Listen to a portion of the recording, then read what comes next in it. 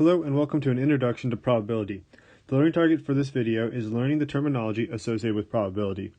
So we're going to be going over just a lot of words, not too much math is going to happen here. So first of all, I want to start off like I usually do with the core idea associated with probability. And that is probability is simply a ratio. So probability is equal to a ratio. And that is what you want or desire, so your desired outcome, versus all the possible outcomes. Okay? And so if we just keep that in mind, probability is desired over possible. That opens the door to what or how we can solve probability problems. Now, to kind of throw that out, or to give you a good example, I have this picture of one of those big boxes of chips. And so here we got a party size box. There's 28 bags. And it even shows like what kind of varieties you have in here and how many of each one of those there are. All right. So now the way probability works, let's say that I really want Cheetos. Okay. So I'm a big fan of Cheetos. And that's what I'm hoping to get. And I'm just going to kind of reach my hand blindly into the box and I'm going to pull one out. Well, let's take a look at what's the probability of getting Cheetos? Well, you have to remember it's all about this ratio, desired over possible. Well, in this box, there are 28 chips, bags of chips.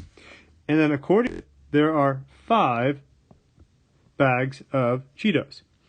So I have a 5 out of 28 chance of getting Cheetos. Now, let's switch it up a little bit. And let's say that my new favorite chip is Fritos. So let me go back to this color. All right, and you know what? I don't care what flavor it is. I just like the texture of Fritos. So I don't care if it's original or if it's chili cheese. I'm happy either way. Well, again, I'm putting my hand blindly into this box and I'm going to grab one. What's the probability of this happening? Well, there's still 28 possible bags from this. Now, if I like either Fritos and I don't have a preference, I can add both of them together. So 5 plus 3, which is 8. I can then reduce that and make that, let's see, I can take out a 4 to get 2 over 7. I have 2/7 of a chance of getting the chips I like, getting the chips I want. Final example.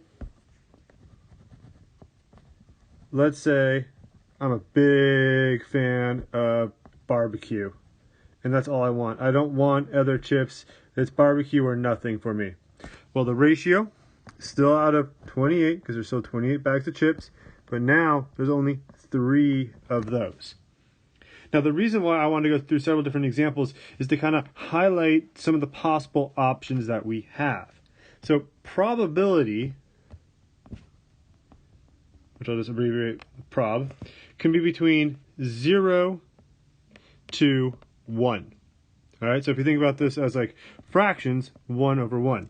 The probability of me getting a chip or any bag of chips out of this is going to be 28 over 28, which is 1. Now, the probability of me getting an apple, so let me just say I wanted an apple instead of chips. There aren't any apples in that bag. So that is 0 out of 28, which would reduce to 0. So probability is between 0 and 1. If we want, we can use fractions, which we tend to do because they're really easy to cook up with problems like this, where we just put the 2 numbers together in a fraction. We could, so fractions, or we could use percentages. Either way, and if that's the case, it would be 100%. So we are definitely bound between these two areas. We can't have negative probabilities, and we can't have probabilities over 1. So let's continue to talk about as we look at some terminology. So keep in mind again that our probability has to be between 0 and 1/100%. So 0/0% or 100%. Oh, I guess technically you could also use decimals as well. So decimals are also fair game.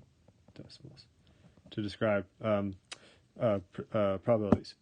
Okay, so if we're talking about our terminology, there's a line right here in the middle, which would be 50% or 1/2. And so this has a really weird name. So we'll come back to that one a little bit later. But if something has a 0% chance of happening, we would say that that is impossible. Quite literally, not going to happen. So going back to my box of chips here, there are no apples. There's no fruit. It's impossible for me to reach in there and to take out a piece of fruit. Okay? Over here on the opposite end of the spectrum, if we're talking about 1 or 100% as our probability, the word we'll use to describe that is certain, meaning it's going to happen. So I will always get chips out of this bag. All right, now we have sort of this gray area here, this in-between stuff. All right, now anything that's to the right of 50%, that's greater than 50%, is something that we would say is likely. All right, it's likely to happen because you have greater than a 50% chance of that happening. So for example, if I really wanted like the Doritos, the Cheetos, or just those Fritos, I have a good chance of that happening because I'm looking at 15 over 28, and that's greater than 50%. So it's likely I'll get one of those at least. If I'm in between 0 and 50%, it's going to be the exact opposite of that, which is unlikely. And so, for example, that would be like the Funyuns. It's unlikely you're going to pick out Funyuns randomly because there's only 3 of them out of 28. So it's possible. It's not impossible, but it's unlikely. And finally, we have this awkward one right here, 50%, and it's awkward because we say it is equally likely and unlikely. It's just got a really long, awkward phrase. I don't know why, but it just does. All right. So these are some key terms that we need to be familiar with. When we say something's impossible, we mean it quite literally. Not happening. Something is certain, again, we mean it literally. It will always happen. Unlikely is between 0 and 50%. It could be in fractions, it could be in decimals or percentages. Likely is greater than 50%, but then less than 100%. And the final term I want to talk to you about is sample space. Now, we go back to that core idea of what probability is. It is desired, and then here, to get more specific, either events / outcomes over all possible outcomes or events. The sample space is all these possible outcomes.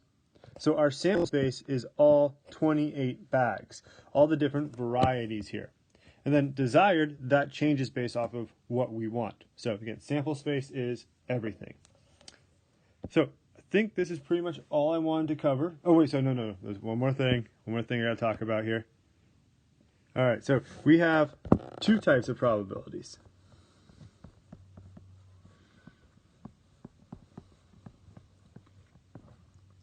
First one is what we call theoretical. Oops, spell that correctly. Theoretical. And then the second one is experimental. So theoretical is pure math. All right, that's where we look at the box and we say there's 28 and there's something we want. Let's just say the Funyuns.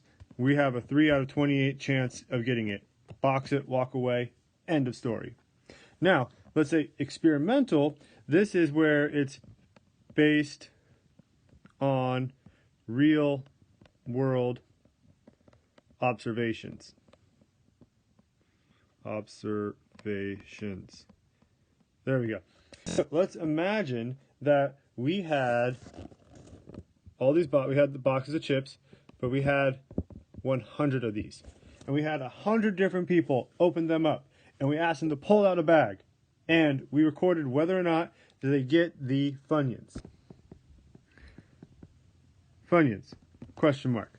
And let's say that out of the people who got the Funyuns, there were only 12 out of 100. This is experimental, all right?